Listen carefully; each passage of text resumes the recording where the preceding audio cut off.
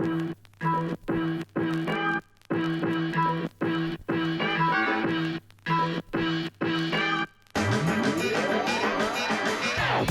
going on, y'all? Welcome back to the Rhythm Section, brought to you by Mind Refinery. I'm your host, Coburn Blair. This week, Kyle and I are talking about what's new in music, from Lil Nas X and the return of Satanic Panic to Bieber's Justice album and new Lana Del Rey. We hope you enjoy it. If you like what you hear, remember to rate, review, and subscribe wherever you get your podcasts. Let's get into the show.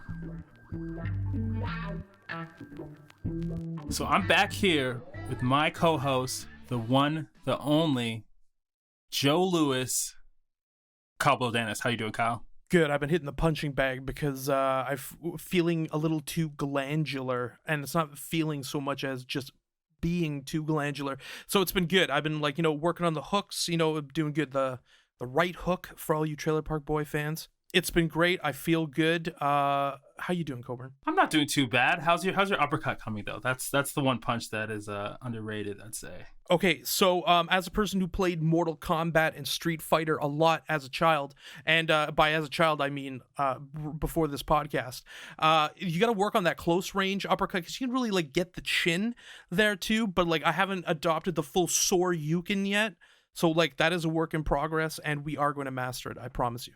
You keep at that. You keep on that, and we will be back with updates on that on the next episode of this podcast. This is really going to be a low-key boxing podcast by the time we're done. Yeah, pretty much. This is where we're pivoting. Yeah. So this week we're going to be talking about pop, everything pop music. How are you feeling about pop music these days, Kyle? Well, I mean, here there is some encouraging signs culturally, some signs that are terrible, and then some signs that are also very good. I mean, pop is really interesting these days. There's a lot of really quality music coming out, and I feel like we're in a kind of a nice little area where, pop artists are really considering themselves from an artistic standpoint, whether it's through just the music, but through videos. And I feel it feels like a lot about the late 80s, early 90s in terms of that right now. Yeah, I mean, I feel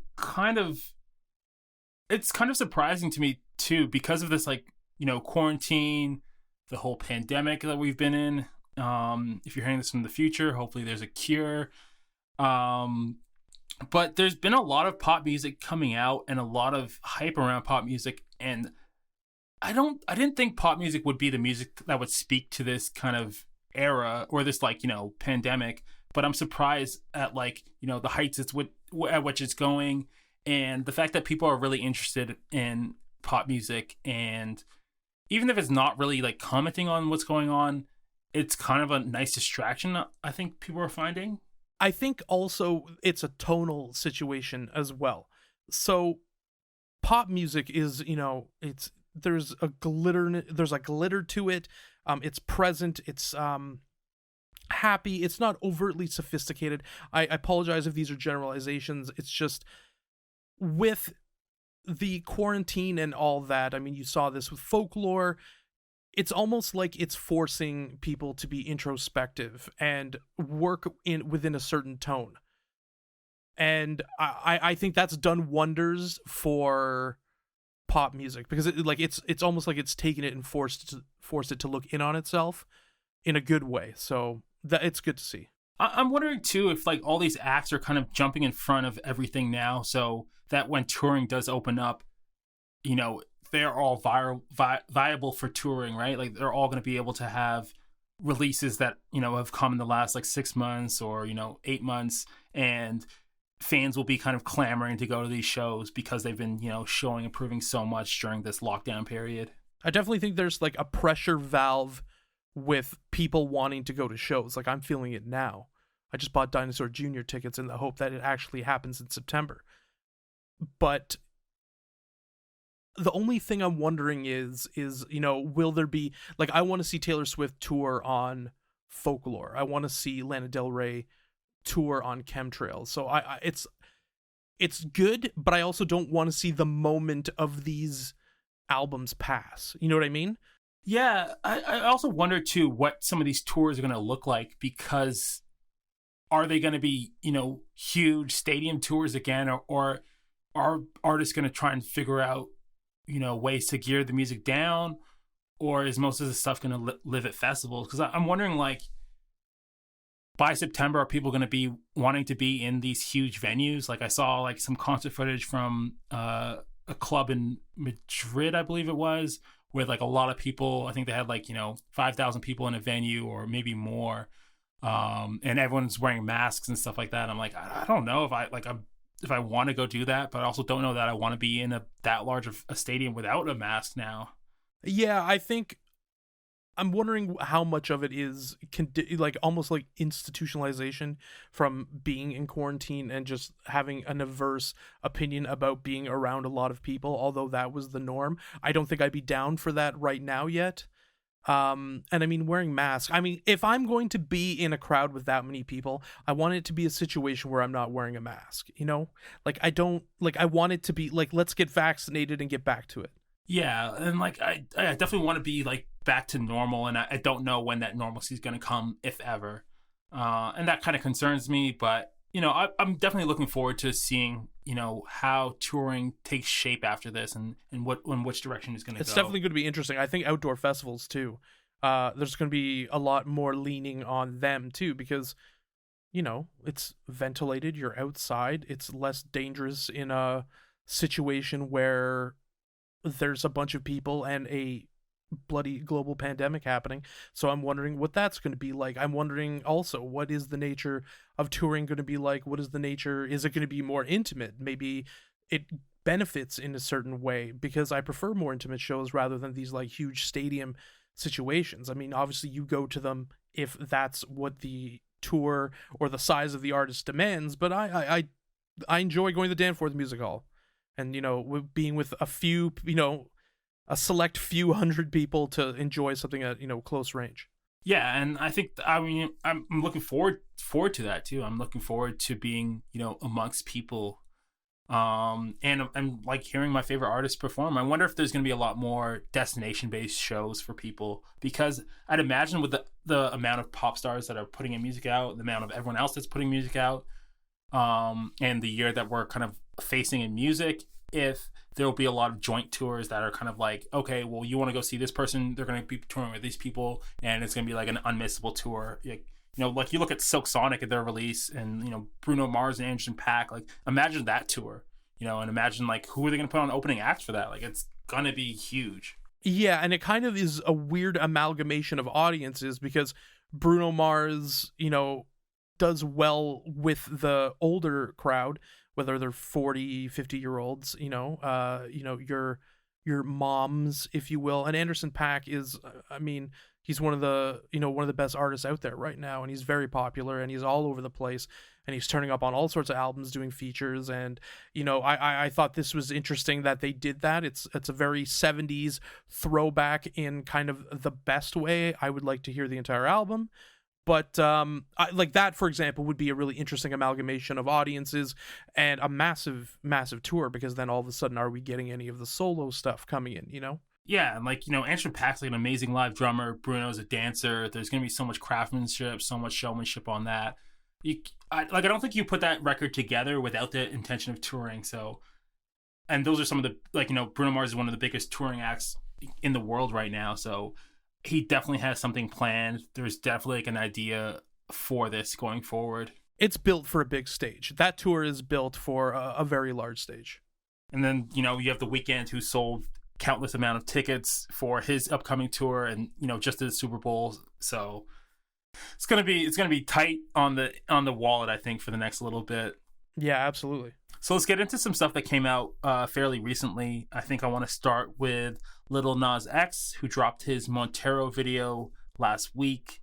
Montero, Call Me By Your Name. It's his first single in recent memory. He kind of gave us an EP last year. Obviously a huge star with Old Town Road. One of the best guys on the internet. He just is a master of using it for self-promotion and for engaging with fans. So this video, I would say, is probably, a little bit of a change in direction for him. Maybe a bit leaning more into himself. The song title is his first name, Montero, and it alludes to the 2017 film Call Me by Your Name. I'd say the video is like completely and unabashedly queer. Something that I haven't really seen before from a pop star of his status right now. The video features scenes of him pole dancing into hell, which sent a lot of people into a tizzy over the past week. What did you think of the song? What did you think of the video? Okay, disclaimer, I don't like the song, and I'm not really into Lil Nas X from a musical standpoint, but I applaud him from getting out there and doing something completely original. I like him. I like what he tries to represent, and we see the same fucking videos over and over and over again. And this has a very clear vision, and it's something completely out there. First of all, I want to know how much it costs, especially for like hair, like makeup and costume, because like this felt to me more like, from just a size and grandeur point of view, just like an older video where they were getting enough, the big budget. And I mean, I thought this was really good. I thought it was original. I'm not a big fan of his work, but I hope he keeps doing this, because I'm not the audience, but there's people who love it. And I'm trying to think of a video that has this intense makeup and costume design, and I haven't seen one in a while that's had it. So like, it was good, overall, and it was really cool that he put it out. So do you think this Lil Nas X is somewhat of a breakthrough in pop music for just how unabashedly himself he is? There's no kind of whitewashing of it.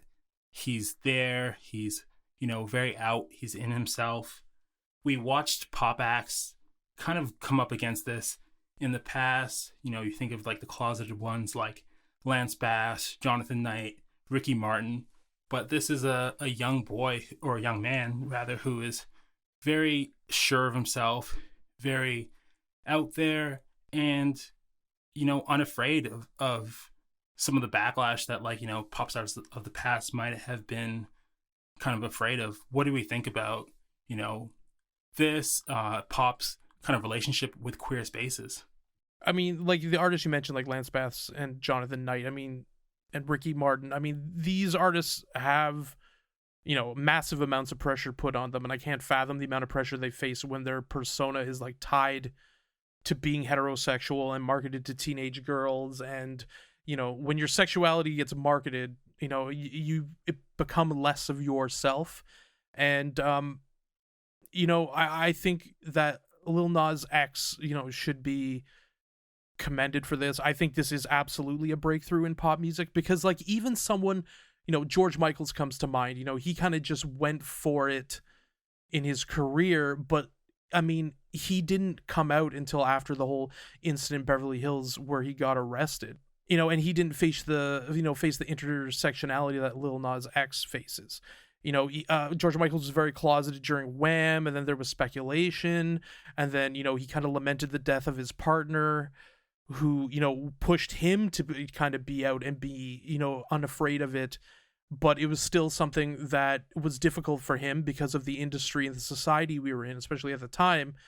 And this kind of all went away again after the the incident in Beverly Hills, where he did this video. I think the song is called Outside. Basically this whole video, which was him coming out, and he was very unabashed about his sexuality, but it took 20 years of his career, more than that. Maybe it was about 20 years of his career for that to take place. So the fact that Lil Nas X is doing this already and is unafraid and is willing to market it, I think this is absolutely something that is a sea change in the way pop music works from a sexuality standpoint. And this is what I like about him. I like that he is fearless with that, because there's a lot of backlash, and I think not being afraid of that is something like I can't even fathom the courage that it takes, because like I have no idea what that's like. I'm just kind of unabashedly me because I have the luxury and privilege to. Yeah, and I think that is like a really good point. And it's like, we've had queer artists in music forever. We always will have queer music with us. But to see it kind of performed in this way, which is, very in front. There's not, the kind of things that had to be done in the past of people questioning.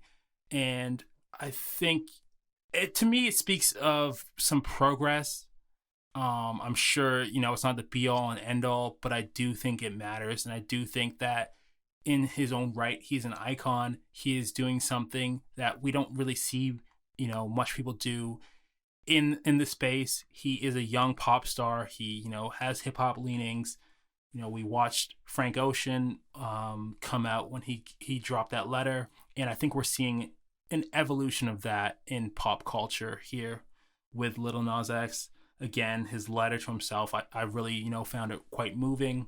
Yeah. I like a lot of what's happening here and what he's doing. So I think everything around the song, like the letter, the way that he is dancing in the video, the fact that, he's being able to be portrayed and marketed like this, it feels like a bigger moment to me than the song itself.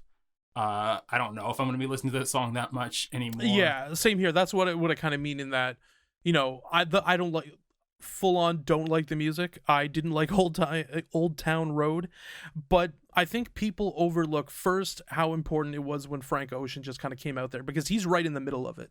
He at that point he was a massive star with a lot of influence, who is doing appearances with Jay-Z. He's doing stuff with Kanye West, you know what I mean? And like the fact that he went out and did that,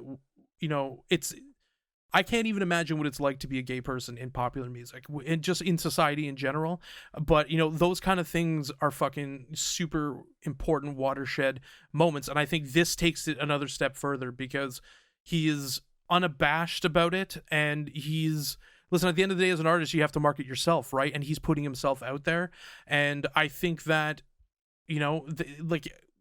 as kitschy sometimes as I feel the music is, you'll look back at him and see a person who was a trailblazer. Yeah, and I think that's what's most important about what we're witnessing here. And I think it, like we said, like even more than the music. So, he's not really a stranger to controversy. There was a lot of hoopla that came with Old Town Road. There was him pushing the mold of country music, him not being, awarded in that genre. There's some issues of race there.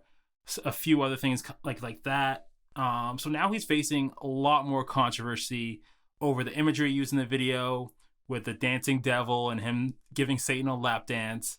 We're getting, he's hearing it from mega church pastors, former NBA player Nick Young, or I don't know if he's even still in the league anymore, Joyner Lucas, a fellow rapper. Would you say he's borrowing a page from kind of Lady Gaga here in her like second era, when she was, wearing meat dresses and doing a lot to kind of bolster her persona publicly? Well, first off with the Old Town Road thing, and like we just had our talk about the Grammys, PS watch it, listen to it. It's last week, and we talked a lot about, well, The Weeknd, like how is that not, like what is the rubric for getting an award or being nominated for the award if he's not in? And then Old Town Road is a perfect example of that, because he kind of bucks two trends. This, the idea of the white country artist, the white heterosexual country artist that still kind of like dominates that industry. But, Old Town Road was the biggest country song. It was one of the biggest songs of the year. So how did it not receive any love? So my thoughts are completely that it's a matter of racism and what people's perception of what a country artist is. In terms of the controversy in the Lady Gaga thing, yes, I don't think that I think it doesn't say anything about his sincerity that he is doing this and he is provoking and he is marketing himself, because just like Lady Gaga did, it was authentically her. She found a way to turn who she is and what she believes into a marketable commodity, and he's doing the same thing. So if these people are giving him crap, then I mean, okay, well, what does a mega church do? If I'm a mega church, I mean, at the end of the day, fuck the mega church pastors, because they're taking religion and people's belief and need for salvation and corrupting it and marketing that. This guy's just marketing who he is. So you tell me what is more, authentic and whatnot. You know what I mean? I think whether you like the music or not, you should celebrate what he's doing and what he stands for. Because all these people who are giving him a hard time, I do not know what they stand for. Yeah, I think that kind of is the gist of it. I think people are kind of looking for something to be outraged by, and they're gonna find it, and he is now that person for them. And I think he knows that, and he feeds into that. He's like, so effortlessly good at the internet. He is very good at, making light and making jokes of his, detractors. And so I think these people are kind of fighting a losing battle, because you're not going to like win the internet versus, what is he, like 22 years old? He's born in 1999. Like, he grew up on the internet. Like, you guys are just like still learning how to do it. Yeah, he understands this. He understands the game, and he's super fucking smart. Like, he really, like, even just doing the whole Old Town Road thing was a stroke of brilliance. This idea of like genre bending and attacking country music from a hip hop standpoint. It's smart. And I think that he is playing them and they fall into it because he understands that at some point conservatism and this idea is going to go away, and it's about progress. He represents that. He knows how to play it, and he knows how to market it. And he's an example of a modern artist. Yeah, and I think that that comes across really well. I'm just excited to see what he finally kind of settles down into, because I think he's given us like Old Town Road, a huge smash hit. This song is going to do very well as well. Panini did pretty well. I don't think we've seen we're not going to see the last of him for a while. I would like to see where his music goes and what kind of genre and space he settles into, because he has everything other facet of music down. It'll be interesting to see if he can kind of repeat, get another hit, kind of keep that moving in a way that is outside of his other skills and his other kind of public image points. Especially since Old Town Road could have been like the one-hit wonder situation. Yeah, like it's a perfect opportunity for a one-hit wonder. So yeah, I think he's kind of like still staving that off, right? And he's in this sophomore era right now where he's testing the waters with a single. Panini did fairly well, but I think he still hasn't really got another hit that is going to be the second one to the Old Town Road. At this point, like, I'm sure the sales are there, but I think in people's kind of minds, he's still the Old Town Road guy. It's hard to shake. Yeah, I mean, it's a huge single. It's really hard to shake. Yeah. I mean, so moving on from, young pop upstart in Lil Nas X, we're going to go into, one of the staples in pop music over the last 11 years, and we're going to look at Justin Bieber's album, Justice. I'd say the pop landscape has probably changed a lot since his debut 11 years ago in 2010. Where do you think he fits in now? I feel like he's kind of lost in it. Someone like Taylor Swift or Ed Sheeran or The Weeknd have the ability to build on top of pre-existing fan bases with new music that goes in new directions. I mean, Ed Sheeran kind of does it through collaboration, which is really smart. He puts out good records, but he always shows up in places maybe he's unexpected, lending his talents. Taylor Swift does it by changing musical direction. The Weeknd does it through his music, but it's about presentation and ability to kind of work with different mediums and be dynamic and embrace the idea that you always have to be evolving. You always have to be, it's always an editing process with popular music and how you come at it. And I just don't think he's dynamic enough for that. I think he absolutely has the popularity because we've seen that. It's been obscene that he still has this fan base, because last year's album wasn't very fucking good. And I just don't think he's treading on his previous popularity right now. He's not like gaining traction. So I would say that Justin Bieber, is in a weird place. He is a legacy pop act. He's already had such a long career, but again, he's only he's 27 or so. So he's, towards the end of his mid-20s. He had been a star for so long. He kind of went through that period where he got in trouble a little bit. He kind of had to do that documentary to change his image. He was, a young kid doing things that, young kids frankly do, especially when you have millions and millions of dollars. But he's just such like a blueprint pop act that, he's still trying to find his footing, I would say. And like a lot of what he's done, coming up under Usher, he's played in this kind of R&B landscape, and I think that's what we saw a lot from his album last year, Changes, I believe it's called, 2020. This one seems to be a bit more front and center pop. He is, hitting all the high notes here. He has brought in the right cast and the right crew to kind of get that done. But, I would probably like to see him bend a little bit and give us like an album like Justified, like Justin Timberlake did, towards the later half of his like ascendance. I would like to see like this. We're getting some mature themes on this album, but I would like to see a little bit more. It still feels very bubblegum, and maybe that for me is just Justin Bieber's sound, and it's not my favorite sound, the really bubblegum stuff. Yeah, I don't know. I think there's more to be desired, I think, from another album from Justin Bieber at this point. Yeah, I think that the problem with this album, which is the same problem with Changes, is that it's very generic. There's just songs. It's not a thing. It's not cohesive. It doesn't mean anything. It has just kind of random stuff spackled in there rather than like a cohesive idea. And I just think that the competition, especially in pop music, is getting so heated that it would be difficult to, like, I'm trying to think if there was, even in the 80s, like the size of the artist, whether there was this many artists who were this big. You know what I mean? Whether it's Justin Bieber, Beyonce, Rihanna, The Weeknd, I would even put Drake in there, Taylor Swift. Like, these are just because of the internet now.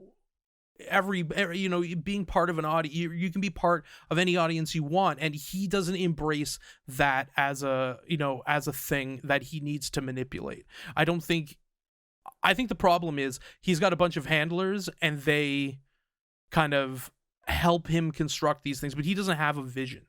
Is the big thing. You have to have a vision, whether it's from a media standpoint or not, or whatever. You have to have a bigger idea of what your career means.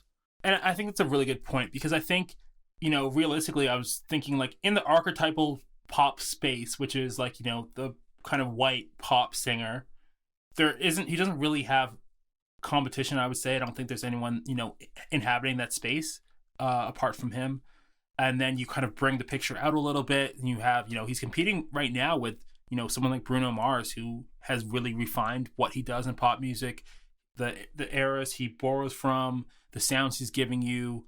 The Weeknd's really strong in that pop space, and the Weeknd has a very, very strong vision, a very strong, heritage of what he's kind of come from and what he's going towards, and he is just building and getting better and bigger.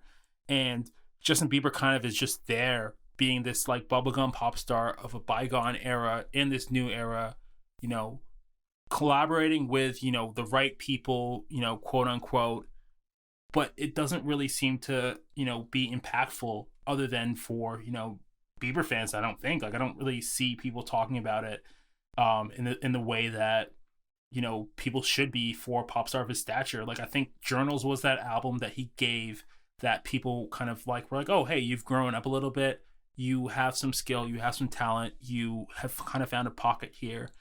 And I don't think he's able to return to that magic on this album, and I don't think he found that on Changes, because I don't see a reason why he would give us another album so quickly.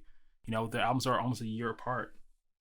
I think he should strip down his sound, to be honest with you. I think that because with Journals, like, I don't go to bat for Justin Bieber, but on that album there was some legitimately good tracks, from an objective standpoint, and that showed growth. The problem is he showed no more growth, and he's more trying to do what other people are doing, experimenting with hyperpop and just, creating these ethereal sounds and all this kind of stuff. But that isn't the space where he was making his best work. So the fact he's coming to it is not going to help him on a situation where he's kind of being pulled out of relevance. Yeah, and I think that that's pretty much it, right? Like, we're seeing hyperpop, like 100 Jacks and all these other people, like 3478 and whoever's doing this hyperpop stuff that's, going really well, coming from bedrooms. Whatever Billie Eilish is making, they seem to be like the critical pop darlings of today. And I don't think Bieber has found a place in that, because he's not new. He, has the freedom to kind of experiment with what they're doing. And I think we're hearing it on here a little bit. He's brought Phineas, who's Billie Eilish's brother and co-writer, on this album. The song Somebody with Skrillex really feels like a hyperpop experiment for him. But nothing he's doing there in that space, or, in any of these spaces, really feels natural to him and really feels like a sound that would work for him. So in the way that, like, I think Stripping Down is like kind of everyone's go-to. I think it worked really well for Taylor Swift. I don't know that, that is the move for Justin Bieber, because I think he did that because he did that acoustic song. I'm trying to just remember what it is. The Why Don't You Love Yourself or whatever. Yeah. And the reason why I'm saying strip it down is because it's like a pop music, and not just a pop music. It's a music idea that is like since time immemorial. You know what I mean? Yeah. Since music first came out, and I think that the idea is like, this is like, for example, everyone's like, well, what would Nirvana be if they weren't just blasting things through overtly distorted amplifiers and smashing guitars and all this sort of stuff? Then they do Unplugged, and everyone's like, okay, like, these guys are for the ages. And I think that, and Bruce Springsteen with Nebraska, and Taylor Swift with Folklore, he's a talented, like, he has talent. I mean, he was discovered because he had talent. He can play all these different instruments and all this different stuff, but you're not gonna, like, that's what you should be seeing, because at the end of the day, he needs to make an artistic breakthrough again. And if he's not making an artistic breakthrough at this point, he's going to fade into not obscurity, but he's going to be just B-level when before, like, his tours were just, like, sold out across the board. So, like, that's why, because I don't look at stripping a sound down as a musical ploy, if you will. I think it's, at the end of the day, the way to see the unvarnished artist. And the problem is, this fucker is over-varnished right now. Like, this album is, I don't even know what to make of it. It's just glossy without substance. You know what I mean? Like, you mentioned Billie Eilish. So, like, he's trying to follow in someone like her's wake, especially given this last album wasn't able to strike any tangible chords with audiences. But someone like her, like, the amount of artistic control she has, she transcends this idea of hyperpop.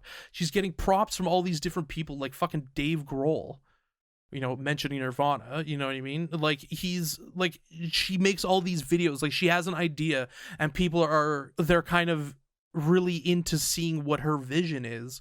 But so it's going to be a matter of, like, does she put out that certified classic? That's to be seen. But in terms of, like, controlling the media and being an artist of the moment, he is not. Yeah, I would definitely agree with that. Like, did you listen to his album Changes from last year? For the purposes of this podcast, yes, it's objectively terrible. So I did not listen to that album. I think I maybe heard it once. I'm jealous. Like, I think, that album was way more R&B leaning, a little bit more hip-hop inspired. This album feels like a response to that album, where it's like, okay, the hip-hop kind of R&B stuff didn't really work. Here, I'm going to give you a pop album, glossy, like you said, a lot of polish on it, and, see if this kind of, works, and see if this is more my niche. He, brought out Skrillex on a lot of these tracks. It's really big, it's really bright, it's really poppy. Andrew Watt, who we talked about in the Grammys episode, who, won Best Producer for Non-Classicals, handling the other majority of this production. Like that's the thing to me where I kind of agree in terms of, like, stripping things down, not as a musical ploy, but I just don't think there's that much there. Like, I think, you've kind of hinted at it before. I don't think he has that much, if anything, to say. So I think he's giving us albums I think that's a good counterpoint to what I was saying, because I don't think he has anything to say. I think he could do it from a musical standpoint, but it's like I don't think he's thoughtful about the world he lives in and the world he inhabits. You know what I mean? Yeah, and I think that comes across really clearly on this album. I think at this point, what I would want from another Justin Bieber album is, let's switch up the songwriters, let's switch up the producers, bring in, like, I don't know, Raphael Sadiq, bring in, get Frank Ocean back writing with him, bring in some people who kind of really study the craft of music, really know how to make music, can write for other people really well, and write him a better album that sounds like he should sound today, and that from then he can kind of take that style and run with it. Bring in some of his Usher influences, bring in Pharrell, bring in the Neptunes. Like, let's do Justified Part 2. That's what, Justice should be. It should be Justified, but it's not, and it doesn't really come close, and it's really pale in comparison. Yeah, and I mean, Andrew Watt, I feel like Andrew Watt, this is like a corporate gig for him, and he just gave him the standard Andrew Watt package. You know what I mean? Like, it's well produced, but it's not, listen, it's not sheen like Jack Antonoff, which we're going to get into. Jack Antonoff has a whole other thing that is sheen. And like this, I mean, I'm not big on Skrillex as a producer as it is, or an artist, but I mean, Andrew Watt has a massive CV and a really good one. And this, which is diverse, but I just don't like, this has no personality. It's almost like from him, I want to see some imperfection. Yeah, and I think that's what they've kind of exercised out of Justin Bieber is his imperfections. They had that whole run with the law or whatever was going on, drugs and stuff like that, and they've kind of sanitized that out of him, and he needs some kind of imperfections, some grit. So what did you think of the collaborations on this album? We have like the Kid Laroi, who's, an upcoming rapper, pop star. We have Dominic Fike on here. We have Giveon, we have Daniel Caesar, we have Beam. And then on the bonus track, he has all the hip hop features, below that. So we have like a little Uzi Vert feature, I believe. We got Jaden Smith, we have Quavo, we have DaBaby. It feels like it's much more hip hop leaning, but it's only on the bonus, which came out, a week after. Like, what's he doing here? Is he doing like stamping, Dominic Fike and Giveon and Daniel Caesar? Is he trying to co-opt their sound and their fans? Is he trying to, stake his relevancy? Why do you think he drew for those features? Well, I think it's co-opting and the trying to like stake his relevancy, because like my question would be, what weight does his approval carry at the current moment? So I mean, the Daniel Caesar is probably the best of these collaborations. I mean, that was with he was on the Giveon was on that track as well. Because he's super gifted. I mean, like, he kind of blends in. Like, he's a great person to bring into records, because like he can just work so seamlessly with it, and he's talented, and like Giveon is talented as well. So I mean, that kind of worked. I think that's probably the best track. I'm trying to figure out also. So like the regular version has like the guys like Kid Leroy, Dominic Fike, Giveon, but then it's the the Triple Chuck edition? Triple Chuck's Deluxe. Triple Chuck Deluxe is the one where all the hip hop artists are on, like Lil Uzi Vert. Yeah, right. So relegated to. That's what I'm saying. And these are and Lil Uzi Vert. Like, I didn't like the album he released last year. That's fine. I'm not a big fan of him. That doesn't mean he's without talent. I just not my cup of tea. Like that track sucks, and I know for a fact that his albums are like they're objectively good, whether or not I like them or not. Like, he's an artist on the rise as well. So why is he on this this triple fuck edition, and not like on it? Like Benny Blanco, same idea. You know what I mean? Like, I don't get why. I would, you know what I would have done? Flipped the fucking album, and then keep the Daniel Caesar tracks, you know what I mean? But I just don't know what the point of all this is. And like the Chance the Rapper, I mean, he's got some bad as fuck verses. This is probably his worst. maybe. It might be up there. It might be up there. It sounds like it should be on his last album. Yeah. Like, there's a little bit of, like, a world music kind of stuff going on, too, with, like, Beam, who's... So we got the really Burna Boy. Yeah, Beam and Burna Boy. You have a little bit of that. You have Skrillex kind of giving this, like, glossy island pop or whatever you want to call it, that genre. This album, it has, like, no focus, which I think can be okay for a pop album because, like, you know, you're just trying to appeal to everybody and, like... No, I don't think this, like, I think we did ourselves a disservice by listening to this album, you know, back to front, because I don't think that's, you know, how they mean for this album to be consumed. No, albums like this, consuming like that.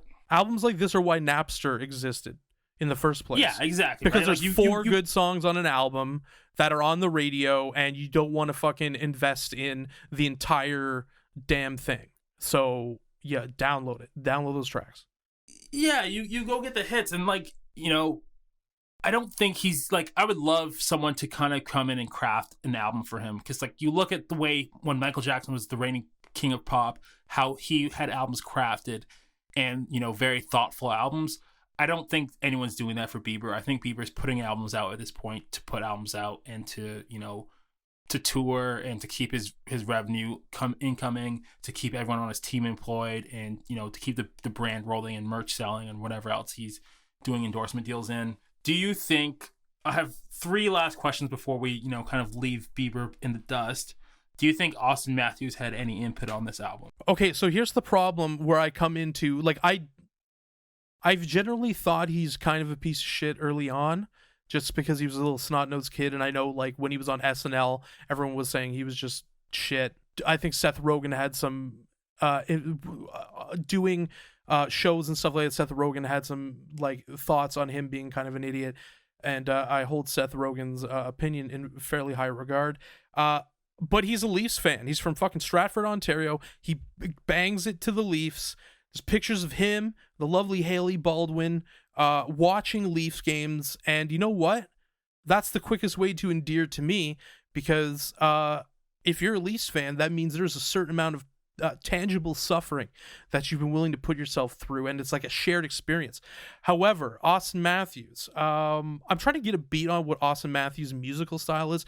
My thoughts, he's been hanging out in the studio with him though, which is, like, surprising to me. It's like, it's cool because, like, I don't know, I feel like it's, like, cool, like, culture relevancy stuff, and, like, I don't know, more Leafs fans maybe. I don't know. Like, I'm fine with it, because if it helps Austin Matthews sign another contract for not a significant amount of money, which is just a pipe dream, then that's fine. But, you know, I'm not prepared to like his music because of it. But I'm hoping that Austin Matthews was not wasting his goal-scoring prowess or diverting energy into this, because...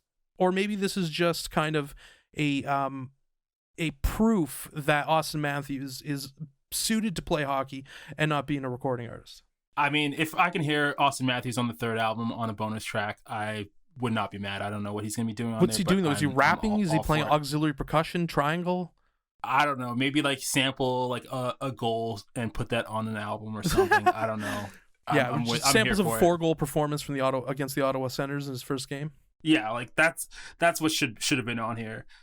So March 18th, Rolling Stone reported that French band Justice had issued a cease and desist letter to Bieber over the album, citing trademark infringement over the cross logo on the cover. Do you think that they have a case? I mean, I like Justice a lot more than I like Justin Bieber. Justice is legitimately good. I mean, I don't bang tons of their music, but they're quite good. Sure, I don't know. I like, yes, I'd like to see Justin Bieber told he can't have something. Boom. That, I think I'd be here for that too. I'm here for that. And lastly, we've all been thinking of it. Why did he sample Martin Luther King Jr. on this album, on the album's opening, and why is there a Martin Luther King interlude in the middle of the Justin Bieber album? Okay, well, first of all, just so we know, on the next Ed Sheeran album, there's going to be actually tracks of Medgar Evers speaking. It's going to be crazy. Like, this album has nothing to do with fighting the power or inciting racial harmony. Okay, so I hate the term virtue signaling, because for me, it's like a conservative way of like not being like saying that to like they're like, oh, that's you're like, oh, that's racist when it clearly isn't. Like, that's virtue signaling. I'm like, no, you're just racist and you don't like the fact that someone's fucking pointing it out. This is virtue signaling because there's no point to it. It has no point. The whole album, like, people are going to be like, yo, yeah, but he's just trying to, you know, it's called justice. No, there is no point to this. This guy doesn't have thoughts about civil rights or whatnot. You know what it made me think of? The Black Justin Bieber episode of fucking Atlanta. And like, that's what it made me think about, because I'm like, yes, now I know, yes, this is what Donald Glover is talking about. Like, funny enough, on that episode, the album that Black Justin Bieber makes is called Justice as well. Oh my God, I didn't even realize that. First of all, that episode, my insides hurt from fucking laughing. So great. It's so on point. And yeah, that's all it reminds me. Like, okay, obviously I'm not disagreeing. I feel like it's one of those things where he put it on, and if people talk shit, it'd be like, what, you don't like Martin Luther King? It's like, no, asshole, I like Martin Luther King, but he's not at the beginning of all my podcasts. You know what I mean? Like, there's a reason we have to talk about it. Like, if you're talking about Martin Luther King, if you're talking about racism, if you're making a shitty pop album, like, if I was the family of Martin Luther King, I'd be really upset. Not because he used it, but because he used it on a terrible album. Like, throw it on Folklore. Even that would be better. How about that? It's I was just like, what the fuck is this? Yeah, like I just have no idea. Like, you know, when he, like, who was in the studio that said, you know what this album needs? Martin Luther King at the beginning. It seems very condescending. It's irrelevant. It seems like he was, like, you know, trying to call back to what happened in the summer, but not in no meaningful way. But not talk about it at all in his music. Yeah, like, I don't understand why he did that. Yeah, I probably don't even want to talk about this album anymore. I'm getting kind of tired of it. Where does it land on your COG rating scale before we leave it behind? Probably like a 1.5 or a 2, just because he was able to get some, you know, some good people on it. It just is not good. It's objectively terrible. I think I'm going to come in a little bit more gracious to the album. I think there are some high points on it. There's a song with Justin Bieber is really good. I like the inclusion of Burna Boy. I like the inclusion of Beam. These are people I'd like to see become stars. So I'll give it probably a 3.5, and that is for... You're getting soft in your old age, man. It's a cog for every song I liked on the album. So you are just that. Man, I remember when you were tough. So let's jump to another pop act. Someone else who's been in the game a long time. They're on their 7th studio album. I'm talking about Lana Del Rey and her new album, Chemtrails Over the Country Club. It's her 7th studio album. Comes 2 years on the heels of Norman fucking Rockwell. What do you think about this album? It's one of her best. I think the only issue with it is that it has to be judged against Norman fucking Rockwell, which was her last album, which I think is unequivocally her best album. She goes in a different direction here, exploring more of like a country influence, diving into another side of America, you know, Americana. Front to back, it's incredible. There's some really great songs. There's some really great vocal harmonies. It's just a really good follow-up to what would be a tough album to follow up, because everyone loved that album so much, and it was just such a, you know, such a statement. So to hear this from her, like, when we talk about Justin Bieber never growing as an artist, Lana Del Rey is the opposite, which I'm sure we'll get more into. Yeah, I thought the album was good. I thought it was okay, actually. It wasn't really my favorite Lana Del Rey album. I'm a big fan of hers. You know, Norman fucking Rockwell, I really enjoyed. Do you agree that that is her best album, Norman fucking Rockwell? That's a good question, because I'm very attached to her early work. Like Ultraviolence? Ultraviolence, I mean, that's kind of like the middle of her career to me. I would say, like, you know, Born to Die is probably my favorite project by her. That's a good one. And then I'd probably go with Norman Rockwell. And yeah, this, to me, Ultraviolence, yeah, I think is probably, you know, top 3 for me. So this, to me, doesn't really make the 3 out of 7 albums. I would think that, like, to me, I think this album sounded like more of the same from her. Like, it just seems like she kind of, like, is still on the Americana thing, which I love. You know, that's kind of her brand. But she shifted perspective from, like, an East Coast thing to this very LA, everything's about California on this album. I get the influences. it didn't move me in the same way as her past work, but there is some really strong points on this. Really, this one really kind of hit me. I mean, Norman fucking Rockwell for me. As I said, I think it's my favorite by her. I enjoy Born to Die, but this one I just kind of really enjoy.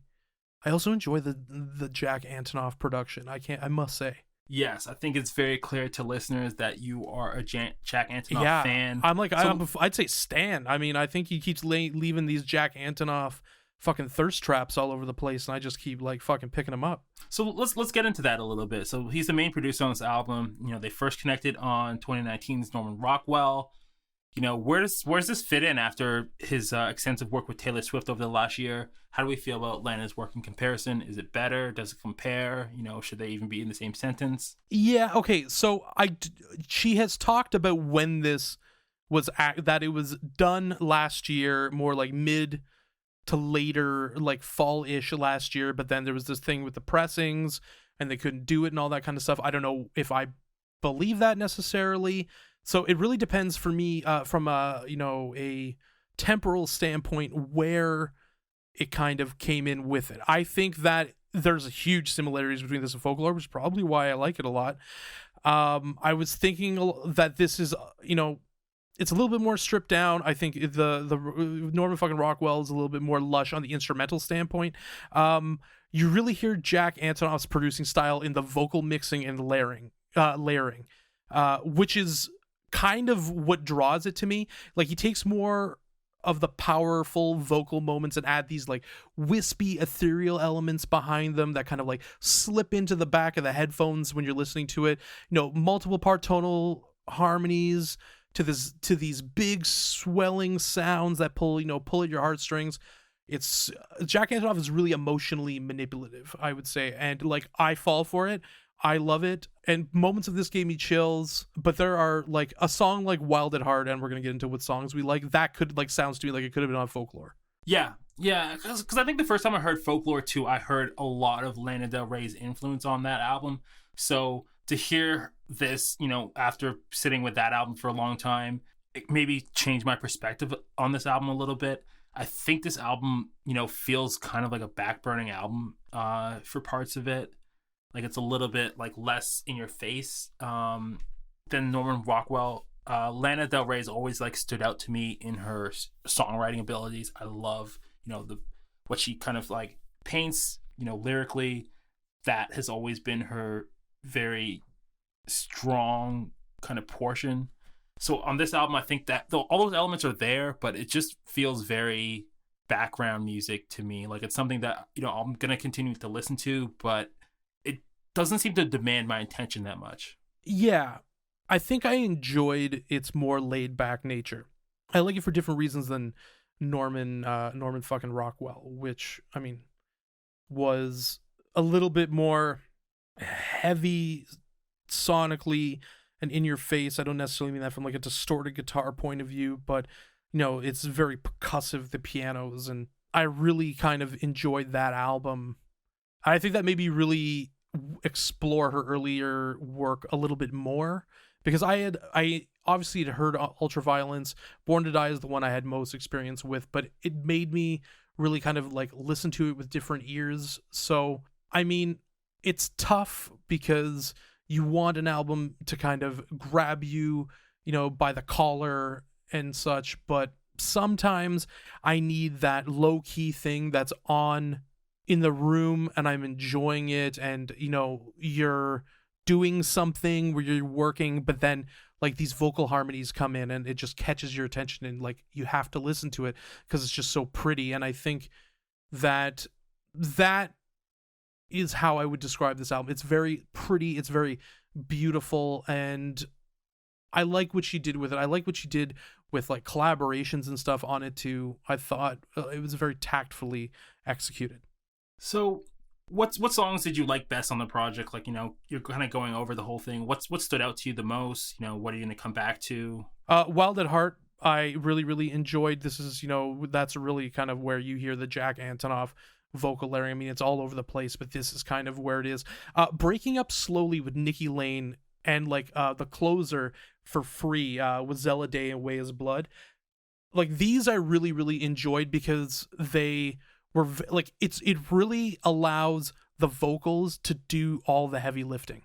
It doesn't, like, not so much with like big swelling, like for example a song like Wild at Heart. It's just they're really done, they're a lot more low key, they're a lot more laid back. You're dipping into like the alternative pop style, especially with artists like Way Is Blood, who really embraced that style. And I thought that was really great, and I liked how it worked with this. I liked that it had a little bit more of an intimate feeling than Norman fucking Rockwell. I like those moments with artists though. I like when it's kind of just feels like you're with them, or you're with the musicians, right? Rather than, these big grand statements. Like sometimes my brain doesn't always want that. Yeah, and I think that makes sense, right? Because it's like you don't always need that thing that's going to be like in your face, and sometimes it's just good to have something calm. Like this music feels very ethereal to me. I loved, White Dress was a great opening for me. That's a great track. Chemtrails of the Country Club, like the song's title, the album's title, and Tulsa Jesus Freak. I think those best connected with me. And then, For Free, I'm a huge Joni Mitchell fan, so having that Joni Mitchell cover on there was really, really nice. And I think that is a really good lane for Lana, and to kind of mirror that, because that's a lot of what she's playing into, this idea. So to have her cover something from that time period, I think really, really fits the bill. So would you say that, this album, shows growth from Lana as an artist? Yeah, I think it shows that she's not afraid to deviate from sounds that are 100% proven. Because when she put out Born to Die and even Ultraviolence, like she could have made those albums over and over again. So she like Born to Die, because that really kind of came out. I would be here for that. You keep making it. I will consume it. Yeah, like making Born to Die over and over again would be sick. But I like that. I like how she is cool.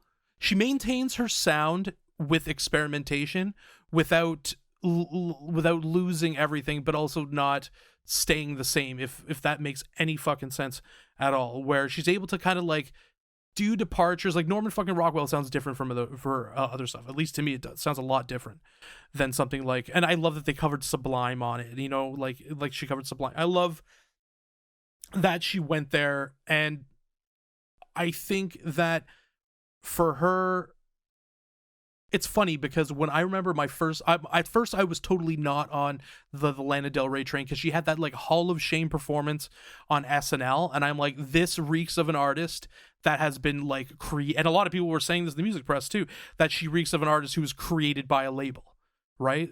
Like I can't remember if she was on Interscope at the time. Like, is she some like manifestation of Jimmy Iovine's fucking imagination or something? I don't know. But as she started moving on and creating more music and gradually, changing with the times and evolving and experimenting with new sounds, switching producers, because I think Jack Antonoff he only did Norman fucking Rockwell. Yeah, that's where they came on. So yeah, this is the second project from the two of them. Yeah, so there was a big change in just how she was working, because I know that like she was working with people like Dan Auerbach, I think Andrew Watt as well. So great producers, Dan Auerbach. I mean, I go to bat for, but I just like that she doesn't stay the same, like the opposite of what Justin Bieber does. Yeah, no, and I think I wanted to bring that into it too, because like, when you say like an idea of Jimmy Iovine when she's, coming off of Interscope Records, it's interesting because that is the other side of the coin from someone like Justin Bieber, where it's like you have these people who the labels bring you, who, are very well thought out and very, focused, and they have a story and they have a vision, but it's like completely and totally artificial. And you can kind of tell when artists come out like that, because their story is very tight, and there's not like any room for experimentation in that. Whereas you have like a Justin Bieber who doesn't really have that, but is going to keep giving you albums with no story and no vision. So finding out that Lana Del Rey is a much bigger artist. She went from working with Jeff Basker on Born to Die, to shifting her sound and before landing on this very, I think, very fitting Jack Antonoff produced sound. So I'm excited to see what's next for her. And in the pop landscape, she still is somehow fairly unique, even though I think that her and Taylor Swift have more in common than they did when Taylor Swift first started and when Born to Die came out. It's funny because she's like bizarro Taylor Swift. She's like the anti-Taylor Swift, but they have so many, especially the way Taylor Swift is moving now with her music. I don't know if it's going to stay. I mean, like, if you look at her past, she tends to jump around. So, but she's just, I mean, we're going to talk about the public outbursts because that kind of dovetails into what I'm saying with this, because like, I think Lana Del Rey does some like dumb shit and she gets like the media eye of Sauron fixated on her. And once that's on you, like, it stays on you. Because that's the media culture we live in. Taylor Swift is America's sweetheart, and Lana Del Rey is like a little bit more edgy. She's like the redheaded stepchild, or of that America. Exactly. So like, being pro Taylor Swift carries more benefits than not, especially access, because Taylor Swift will cut you off. She is not without her vengeance. If you are being a fucking dickhead. In her perception, Lana Del Rey is an easier target. So yeah, I would think like a much easier target. Like, what do we think about her outbursts? And like, do you think have they impacted her career at all? Really? Like, I don't, because I would almost say that like she kind of does them and she's kind of known for them, but like, I don't think it's really changed her trajectory at all. Like, I think it's because she puts really good music out, right? Look at Kanye when he's not put good music out. Everyone's like, fuck Jesus is King and fuck Kanye West. Like, you know what I mean? Like, his outbursts with the whole running for president are on the tail of a not good album. So, so, I mean, it remains to be seen what happens when she puts out bad music. I mean, she says dumb stuff sometimes. I'm not a shut up and dribble guy. I think every artist and person with a platform should speak their mind. Well, I think anybody, period, should speak their mind. But, like, I think when we were talking about this before, the anticipated albums for this year, we wondered if that would loom large, and it hasn't, because this is doing very well critically, and this is it's doing well from a chart standpoint too. I mean, she's not a debut at #1 type artist, but she's really fucking good, and she's kind of she's transcended some of the dumb stuff she said. I also don't think she necessarily articulates herself properly either, which is a bad combination to have. Yeah, I would say she's like definitely not the most articulate person, especially when it comes to responding to other things going on in pop culture. But I would say she's like definitely the prototype pop artist who can craft an album. And I don't think that there are too many people like her in that realm who can, give you an album from front to back, have it tell a story, be consistent as a pop star. And I think that's becoming, more and more rare. And also to be a pop star that has a playground that, she kind of exclusively inhabits. And I think that's what we're seeing from Taylor Swift, is she's kind of leaning into that playground a little bit, or trying to find her own boring in ways. So I think, as pop music grows and wanes, and, there's different levels and different, genres and subgenres within pop, I think we'll see people kind of positioning themselves like Lana Del Rey, in that they're going to want to have a legacy at this point, and they're going to want to be able to, dip into that kind of vision and be consistent with it. And I think that, maybe, and I could be, way out on a limb here, I think that's kind of what Billie Eilish is going to, fall into. Yeah, especially when she gets some more life experience, because like there is a certain amount of, it's this weird romanticism with Lana Del Rey, but also this like very evident pessimism and sarcasm. So yes, that comes from, a bunch of relationships going bad, people saying shit about you in the press and all this kind of stuff. Billie Eilish right now is still kind of, a darling, and we'll see how that continues. She's talented. I hope she doesn't have to go through a bunch of bullshit, but I believe it's inevitable, because you're seeing a person grow up in front of you. And like, I can't even fucking imagine what that's like. No, definitely not. I mean, so with Alana and her outrageous outbursts, is her most egregious act being featured in the 2020 documentary End of a Storm by Liverpool Football Club? First off, fuck Jerry and the Peacemakers. They are the ones who, I believe, wrote that terrible fucking song. I think it would have been better if she covered I Am the One by the Stone Roses. It's a better cover, represents a better team. I think at the end of the day, anything associated with Liverpool Football Club is junk. And I think that if you're into that, then that's fine. I'm not into that. And I think that it really shows a lack of taste and just sensitivity to humanity on her part. I think, I mean, I'm inclined to agree.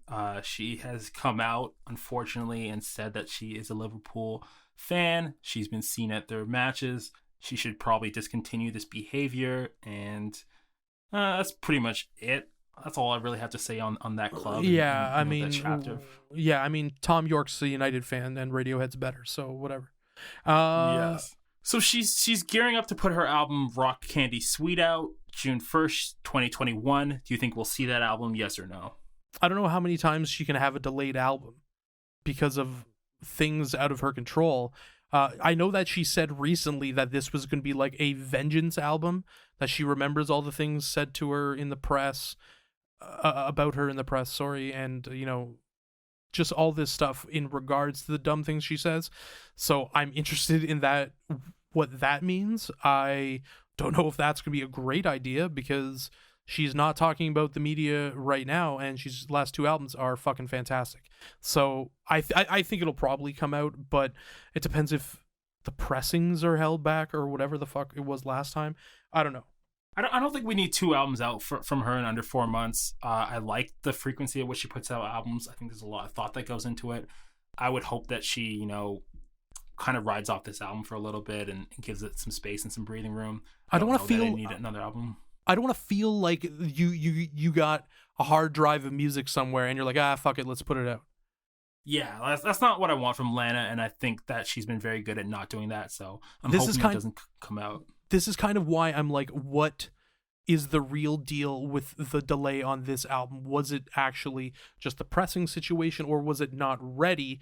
And I'm wondering let's say this song comes out on June 1st. First of all, when were the songs written for the last album, right? Were these done in the same session? Because that's what it is.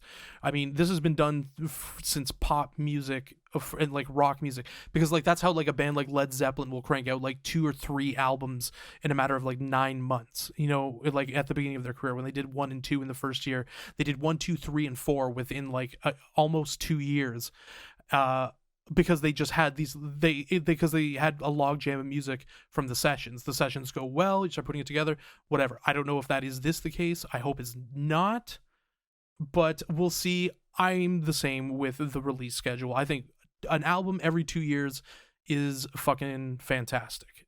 So where are you going to put this album on our patented COG rating system? What are you going to give it, Kyle? Patented COG rating system. I have this as an 8. It was fantastic. Yeah, and I think I'm going to follow you on that. I have a 7.5. I think this is a really strong album from Lana Del Rey. I will definitely be coming back to it, and I think with more time, it'll probably grow on me. I think I was looking for something a little bit more to the pace of Norman Rockwell, or a little bit more high speed, and I think this was a little bit mellow for my taste at this time. I'll take that Jack Antonoff mellow anytime. I'll just like spoon feed that. Well, on that note of spoon feeding, I'm going to let you get out of here. Thank you so much for joining me. Oh, of course.